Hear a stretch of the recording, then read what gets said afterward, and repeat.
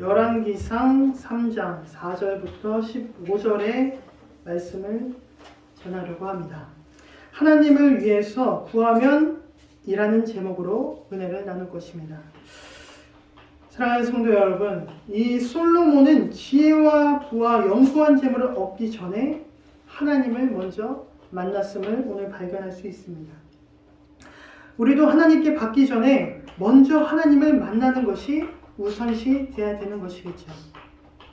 사실 하나님을 만나면 받아도 좋고 안 받아도 좋지 않습니까? 하지만 하나님께서 우리를 만나주시는 이유가 무엇일까요? 그 만나주시는 이유는 분명합니다. 하나님의 계획이 있고 하나님이 하실 일을 통하여서 우리를 사용하기 원하시기 때문이죠. 오늘 솔로몬이 지혜를 구한 이유도 이와 똑같습니다.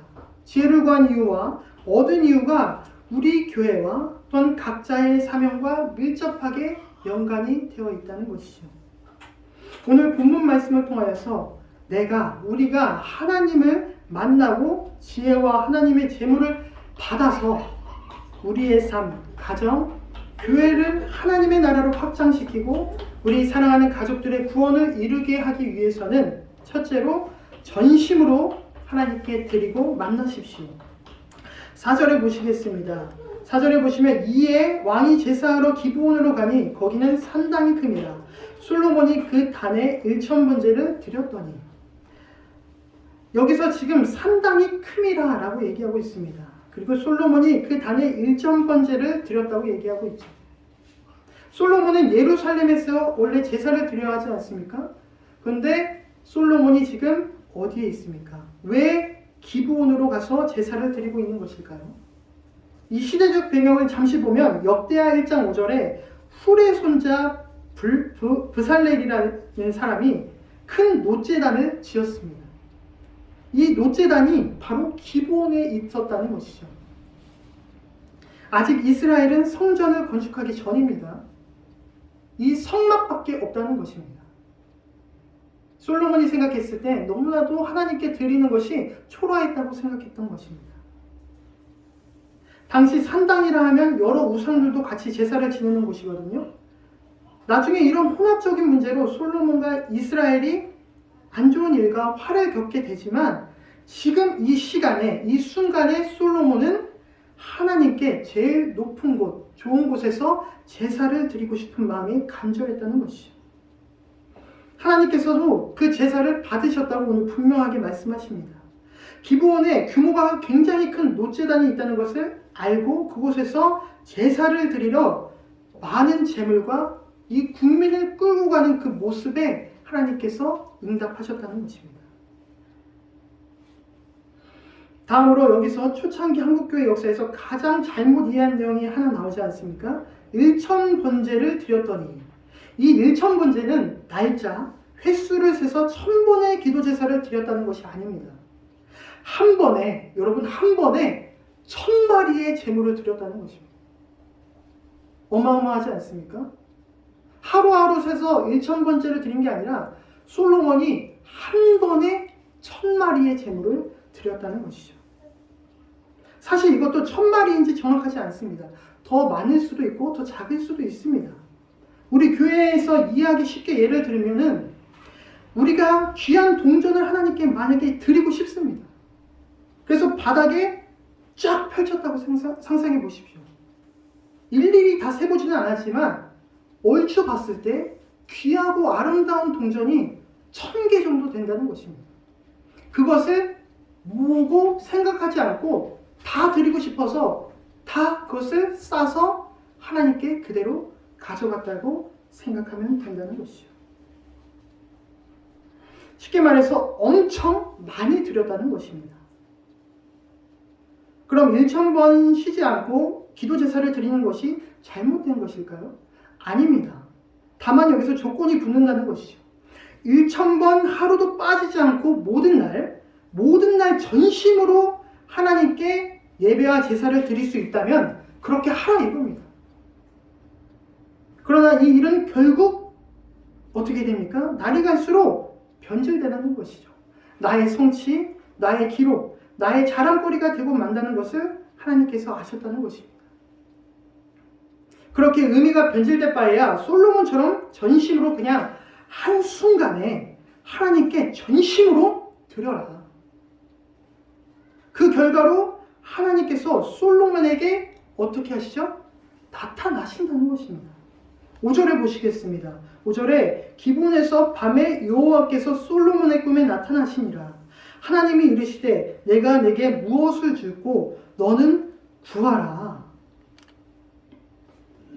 여러분, 전심으로 사랑하는 마음으로 하나님을 구했더니 하나님께서 그 즉시 꿈에 나타나셨습니다. 오늘 말씀에 나누는 요지는 무엇일까요? 시간이 우리에게 그리 많지 않다는 것입니다. 예수님이 언제 오실지도 사실 알 수 없다는 것이죠. 하루하루 그냥 이만큼 드려야지, 조금 드려야지, 이런 제사로 우리가 지금 마음의 자세를 취할 수 없는 시대에 살고 있다는 것입니다. 하루를 빨리 하나님을 지금 이 시간 만나서 질병의 속박에서 벗어나고 채무의 속박에서 벗어나고 또한 하나님께 온전하게 우리가 정말 드릴 수 있는 그 일에 치중할 수밖에 없는 시간이 왔다는 것이죠. 이 전심의 뜻은 온 마음을 바치다, 또한 오로지 한 곳에만 집중한다라는 의미가 있습니다. 여러분, 지금 이 시간 우리가 이 예배 가운데 전심으로 하나님께 드리시기를 소망합니다. 이 믿음의 선진들은 누구나 할 것 없이 전심으로 하나님께 드렸을 때에 하나님께서 만나주셨고 나타나서 그 다음의 일이 순차적으로 진행됐다는 것을 우리는 발견하게 된다는 것이죠. 오늘 그런 예배가 되어서 하나님을 만나서 하나님께서 우리에게 무엇을 줄고 무엇을 갖길 원하니? 라는 그 대답까지 도달하시는 저와 여러분이 되시기를 간절히 소망하겠습니다. 두 번째는 무엇입니까? 질문에 겸손한 대답을 하십시오. 무엇을 줄 거라는 질문까지 솔로몬이 지금 도달했습니다. 여러분, 좋아하는 사람이 꿈에 나오기만 해도 어떻습니까? 그 하루가 너무 행복하지 않습니까? 그런데 전능하신 하나님이 꿈에 나타나셨대요. 저는 이것이 너무나도 부러웠습니다. 나타나신 것만으로 이것도 대박인데 여기서 뭐라고 말씀하시죠? 내가 무엇을 줄고 너는 구하라. 여러분, 이것은 대박 중에 초대박적인 꿈입니다. 로또 번호를 맞은 것보다 더 대박인 꿈이라는 것이죠. 하나님께서 꿈에 나오셔서 원하는 것을 말해라. 뭘로 줄까? 라고 얘기하고 계십니다. 하나님께서는 현실에서 솔로몬에게 나타나신 것이 아닙니다, 여러분. 솔로몬에게 지금 꿈에서 나타나셨다는 것을 우리가 인지해야 한다는 것이죠. 꿈에 나타나셨다는 의미는 아직 현실에서는 그 일이 일어나지 않았음을 의미합니다. 아직 꿈이라는 것이죠. 쉽게 말해서 눈을 뜨면 앞으로 일어날 일들이 펼쳐질 것이라는 것 아니겠습니까? 그러니 이렇게 해석할 수 있겠죠. 지금 꿈에서의 하나님과의 대화 내용이 이제 내가 눈을 뜨면 현실에서 일어난다. 내가 무엇을 원하냐고 질문을 이렇게 받았을 때에, 또는 구하라고 명령을 하셨을 때에 눈치가 빠른 사람이면 직감합니다. 아, 지금 대답을 잘해야겠구나. 지금 물어보실 때 대답을 잘해야겠구나 라는 답으로 도달하게 되는 것이죠. 처음에는 초대박 꿈이라고만 생각할 수 있습니다. 그런데 여기서 함정이 발견되지 않습니까? 보통 구약의 하나님은 십계명도 그렇고 온갖 제사 규례도 그렇고 정해놓고 주십니다. 이게 이거야, 이게 이거야. 딱 정해놓고 이렇게 지켜라고 정해놓고 주시거든요. 근데 이번에 솔로몬에게 준 이 나타나셔서 하셨던 것은 질문입니다. 어떻게 해줄까? 무엇을 줄고? 구하라. 쉽게 말해서 책임과 결과는 솔로몬의 대답으로 이루어지게 된다는 것 아니겠습니까? 나아가서 솔로몬이 지금 가장 원하고 항상 생각하는 것이 무엇인지 묻고 계시다는 것입니다. 어떻게 보면 시험에 직면한 것과 마찬가지입니다. 여기서 말을 잘못했다가는 꿈에서 일어나자마자 내가 얘기한 그 태도와 현실과 답이 일어나게 된다는 것이죠. 중요한 게 무엇이라고요? 대답을 잘해야만 초대박 꿈이 되는 것입니다. 그래서 솔로몬이 선택한 태도가 도대체 무엇일까요? 이렇게 시험에 직면했을 때 그 어린 솔로몬이 내린 결정이 무엇일까요? 바로 겸손한 태도로 대답했다는 것이죠. 이 겸손한 태도는 굉장한 힘을 꿈에서도 발휘했습니다. 이러한 질문을 받았을 때 우리도 솔로몬같이 대답할 준비가 되어 있어야 한다는 것을 지금 제시하고 있다는 것입니다. 여러분은 전능한 신이라고 하시는 분이 오늘 만약에 꿈에 찾아온다고 생각해 보십시오. 그래서 우리에게 야, 내가 뭐를 줄까? 라고 물어본다면 우리는 어떠한 대답을 내놓을 수 있냐는 것입니다. 여기서 하나님께서 우리에게 요구하시는 답이 무엇일까요? 이 질문을 덥석 물어서 하나님, 돈 좀 주세요. 좋은 것 좀 사게 해주세요. 오래 살게 해주세요. 노후 편하게 해주세요. 이런 대답을 원하실까요? 그리스도인이라면 이런 대답을 할 수가 없다는 것이죠. 하는 일마다 사람들에게 인정받고 멋지고 아름답게 해주세요. 이것은 세상의 대답이라고 얘기하고 있습니다. 솔로몬의 꿈으로 돌아와서 이 사람이 어떻게 대답하는지 한번 보겠습니다. 7절을 보시면 나의 하나님 여호와여 주께서 종의 아비 다윗을 대신하여 왕이 되게 하셨사오나 종은 작은 아이라 출입할 줄을 알지 못하고 주의 빼신 백성 가운데 있나이다. 저희는 큰 백성이라 수요가 많아서 셀 수도 없고 기록할 수도 없사오니 누가 주의 이 많은 백성을 재판할 수 있사오리까. 지혜로운 마음을 종에게 주사 주의 백성을 재판하여 선악을 분별하게 하옵소서. 여기서 솔로몬이 아버지까지 종으로, 그 왕인 아버지까지 종으로 낮추면서 하나님을 먼저 찬양하며 자기를 낮은 아이라고 얘기합니다. 낮은 아이라고까지만 얘기하는 것이 아니라 지금 20살이 갓 넘었거든요. 성인입니다. 그런데 이 솔로몬이 지금 자기는 아예 출입을 할지도 모른다고 얘기합니다. 이것은 지금 자기가 앞으로에 있을 이 정치 가운데 모든 전반적인 것들을 지금 경험이 없으니 하나님 도와주세요. 나는 지금 나의 힘으로 아무것도 할 수 없습니다. 라는 것을 인정하는 겸손한 태도로 하나님께 나아갔다는 것이죠. 지금 솔로몬의 태도는 자신의 낮음을 인정하고 있다는 것에 우리는 포인트를 가져야 합니다. 이 겸손함이 하나님께 대한 최고의 답이라는 것이죠. 꿈에서조차 원하는 것을 받기 전에 솔로몬은 하나님께 보였던 태도가 바로 겸손함이라는 것을 우리는 발견하게 됩니다. 만약에 부모가 어린 자녀에게 선물을 주려고 합니다. 오늘 여기 예준이도 왔죠?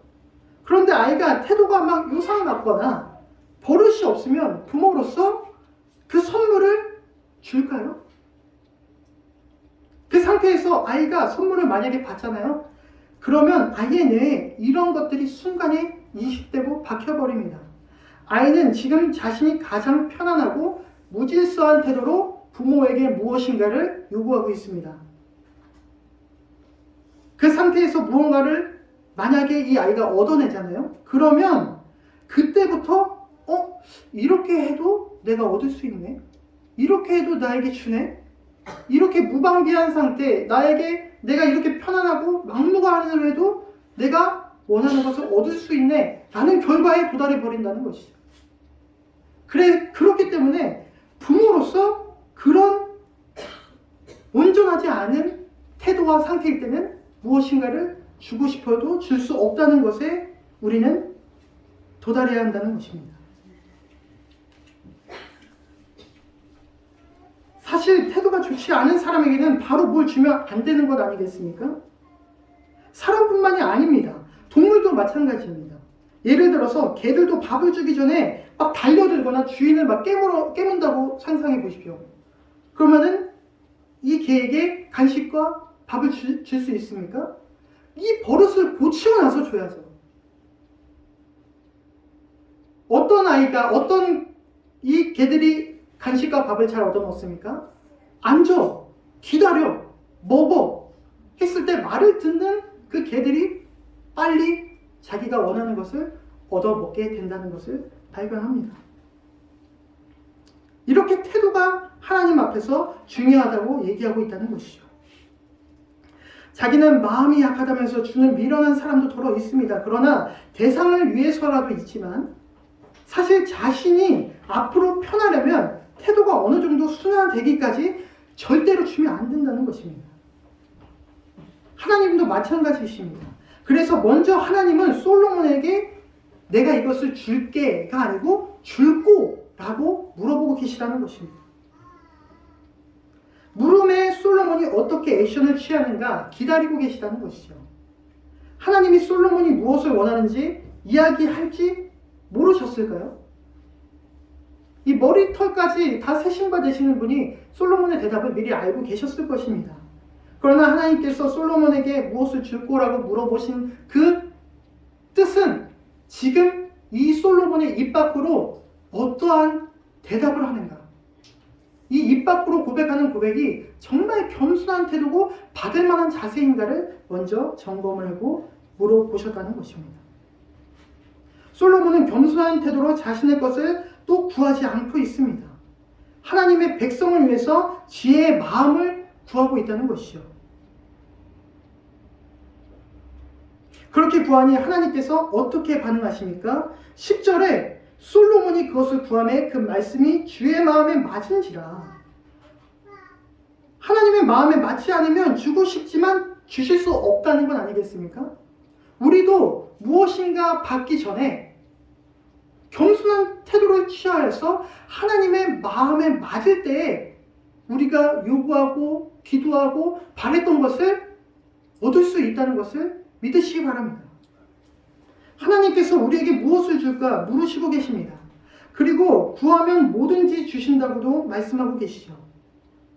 우리가 하나님께 구한 것을 받기 전에 취해야 하는 태도는 어떠한 것도 막론하고 먼저 겸손한 마음으로 하나님의 나라를 위해 구하는 기도여야 할 것입니다.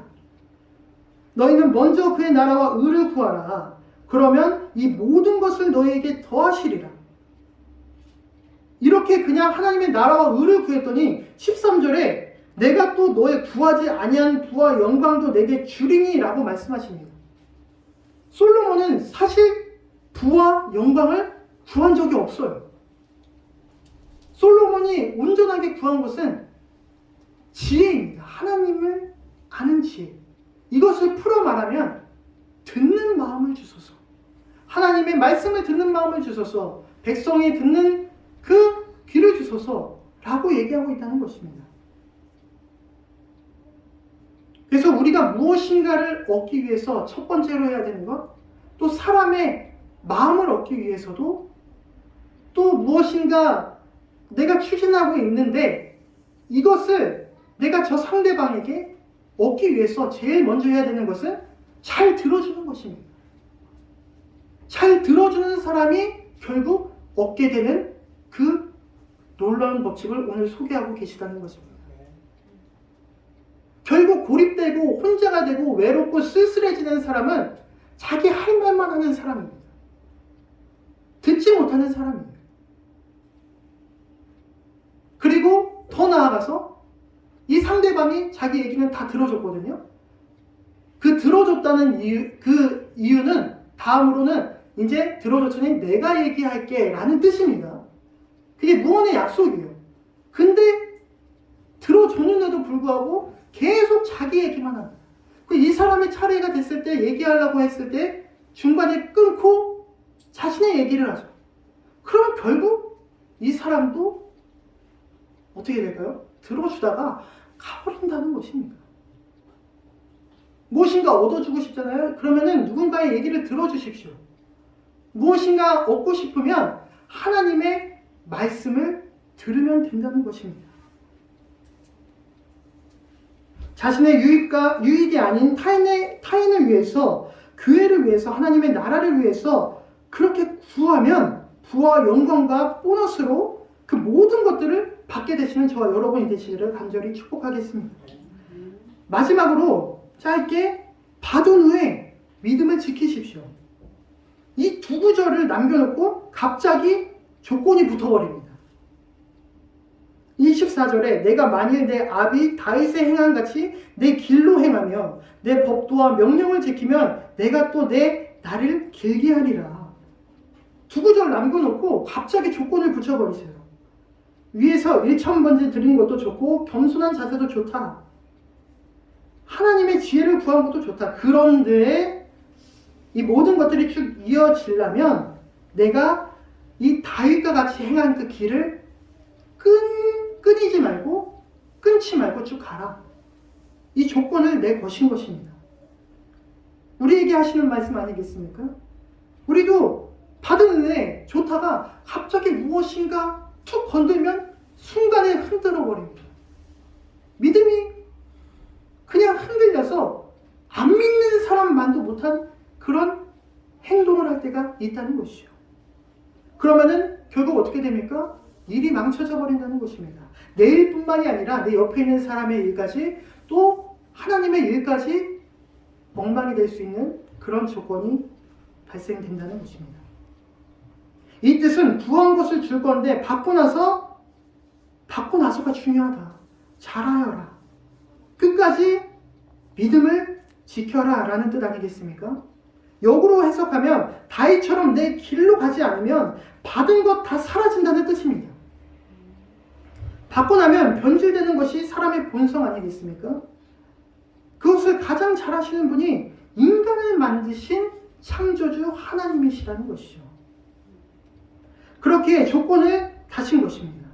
받은 후에 믿음이 온전하게 받기 전의 간절함과 받은 후의 간절함이 똑같기보다 받고 나서 믿음이 더 강건해져라, 굳건해져라 라고 말씀하고 계시다는 것입니다. 왜냐하면 하나님도 자신이 죽고 나서 다 떠나버렸던 이스라엘 민족을 보셨거든요. 애굽에서 구해놨더니 왜 구했냐? 왜 지금 물이 안 나오는 곳에서 우리를 이끌어내서 다 죽이려고 하느냐? 하나님도 이것을 아셨다는 것입니다. 그래서 받고 나서 믿음을 지키는 것이 제일 중요하다라고 우리에게 일침을 가하시는 것이죠. 그러니 우리가 무엇보다 하나님의 은혜를 잊지 않으시는 저와 여러분이 되시기를 간절히 소망합니다. 도움을 받고 나면 사실 받기 전보다 더 감사의 표시를 해야 합니다. 그리고 겸손한 태도를 보여야 하는 것이죠.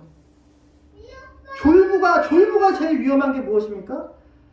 그 가난할 때를 기억 못하고 받으니까 너무나 거만해지기 때문에 더 사람들을 괴롭히고 더 자기가 받았던 천대를 더 다른 사람에게 하는 것을 보기 때문입니다. 그러니 우리는 지금 이 시간 솔로몬과 같은 이 겸손한 마음으로 하나님을 대해야 하는 것이겠죠. 솔로몬이 꿈에서 깨자마자 한 일은 그래서 무엇일까요? 이게 결론입니다. 15절 솔로몬이 깨어보니 꿈이더라. 이에 예루살렘 이르러 여호와의 언약궤 앞에서 서서 번제와 수은제를 드리고 모든 신복을 위하여 잔치하였더라. 솔로몬은 지금 꿈에서 깨자마자 실제적으로 자신이 받지도 않고 눈에 보이지도 않았는데도 불구하고 예루살렘으로 올라가자마자 하나님께 완전 자신의 모든 것들을 쏟아서 다시 예배를 드립니다. 너무나도 이것이 멋진 믿음의 태도 아니겠습니까? 솔로몬은 이미 하나님을 만난 것으로 충분합니다. 그리고 영적으로도 충분한 상태이죠. 이미 그는 지금 눈에 보이지 않았지만 받았습니다. 받아서 그것을 지금 어떻게 하나님 안에서 사용할까 기대하고 있다는 것이죠. 그러나 우리는 어떻습니까? 눈에 안 보이면 안달을 냅니다. 누군가를 계속 닥달 볶습니다. 이것을 고쳐야 한다는 것이죠. 보이지 않는 지혜를 받았음에도 솔로몬은 더 건전한 경건한 예배를 전심으로 드리고 있고 더 나아가서 주위 사람을 살리는 데 집중하고 있습니다. 자신의 지혜를 사람을 살리는 데 사용하고 있다는 것이죠. 자신의 지혜를 넘어 이것이 하나님께 받았으니 나도 다른 사람들을 살려야겠다 라고 결정을 내렸습니다. 앞으로 우리 교회를 통해 개개인에게 어떻게 하나님께서 나타나셔서 역사하실지는 알 수 없습니다. 그러나 하나님께서 우리에게 주신 말씀이 있고 또한 개개인에게 떨어진 그 분명한 약속과 말씀이 있지 않습니까? 그것을 붙잡고 나아간다면, 전심으로 하나님께 매달린다면 하나님께서 그 겸손한 태도를 보시고 그 전심으로 하나님을 사랑하는 마음을 보시고 하나님의 때에 부어주실 것이라는 것입니다. 예수님과 같이 우리는 타인을 살리기 위해서 결국 받아야만 합니다. 오늘 꿈에 하나님을 구하는 것, 또한 교회와 우리 사랑하는 가족들 구원하는 그 목적을 위하여서 사용되는 하나님의 지혜와 부귀영화를 온전하게 받으시는 저와 여러분이 되시기를 간절히 축복하겠습니다. 아멘. 우리 이 시간 기도드리시겠습니다.